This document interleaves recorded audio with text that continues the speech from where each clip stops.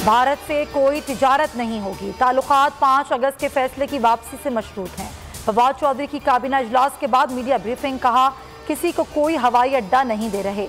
इंतखाबी इस्लाहात से मुतालिक bill assembly में है। अपोजिशन की तजावीज़ का इंतजार है। ओवरसीज पाकिस्तानियों को वोटिंग के खिलाफ नून लीग की पटिशन पर अफसोस हुआ। सिंध में ईस्ट इंडिया कंपनी ना बनाएं, बर्दाश्त नहीं करेंगे। 2 पाकिस्तान ना बनाएं। 70% पैसा सिंध से जा रहा है, लेकिन पंजाब को ज्यादा तरक्याती फंड दिया गया। वजीर आला सिंध मुराद अली शाह एक बार फिर वफाक पर बरस पड़े। न्यूज़ कॉन्फ्रेंस में कहा, सिंध में 5 साल पुरानी स्कीमें चल रही हैं। आप चोर डाकू कहकर 5 साल गुजारेंगे, काम नहीं करेंगे। वजीर आजम को खत लिखना छोड़ दिया। आखिरी खत में लिखा, लगता है जैसे बहरों से बात कर रहा हूँ। मुराद अली शाह ने हस्बे रिवायत सूबायत की सियासत करते हुए गलत बयानी की। 2 साल में पंजाब की निस्बत सिंध को ज्यादा फंड्स दिए गए।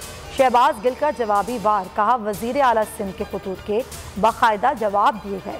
अंदरूने सिंध की जमात तक सुकड़ जाने के बाद भी इनके रवैये कौमी ना हो सके। हलीम आदिल शेख बोले, मुराद अली शाह अपने गिरबान में झांकें। सिंध हुकूमत का मंशूर सिर्फ माल खप्पे है। सिंध कार्ड खेलने की कोशिश की जा रही है। बिजली और गैस की कीमतों में फौरी इजाफा किया जाए।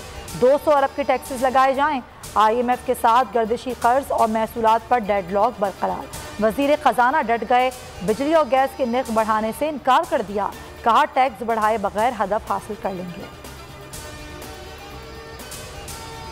पाकिस्तान के 13 साला नौउमर ने भारती का गिनीज वर्ल्ड रिकॉर्ड तोड़ दिया। नुमान महसूद ने ईमान चित्रिया का कैप अप्स का रिकॉर्ड तोड़ा। नुमान ने 1 मिनट में 52 कैप अप्लाई किए।